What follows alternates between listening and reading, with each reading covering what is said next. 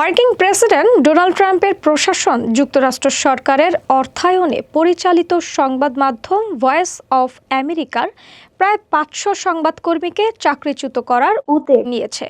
রবিবার ব্রিটিশ সংবাদ মাধ্যম বিবিসি এ তথ্য জানায়।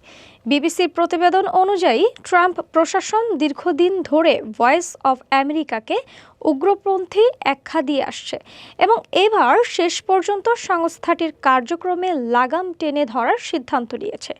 ভয়েস অফ আমেরিকার মূল সংস্থা ইউএস এজেন্সি ফর গ্লোবাল মিডিয়ার ভারপ্রাপ্ত প্রধানকারী লেক এক বিবৃতিতে বলেন, এই সিদ্ধান্ত ফেডারেল আমলাতন্ত্র কমিয়ে সংস্থার কার্যকারিতা বাড়িয়ে এবং মার্কিন করদাতাদের অর্থ আশ্রয় করবে।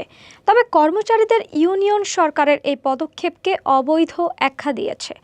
আদালতে দাখিল করা নথিপত্র অনুযায়ী মোট ৫৩২টি পদ বিলুপ্ত করা হবে, যার বেশিরভাগই ভয়েস অফ আমেরিকার। এতে শেষ পর্যন্ত মাত্র ১০৮ জন কর্মী অবশিষ্ট থাকবেন।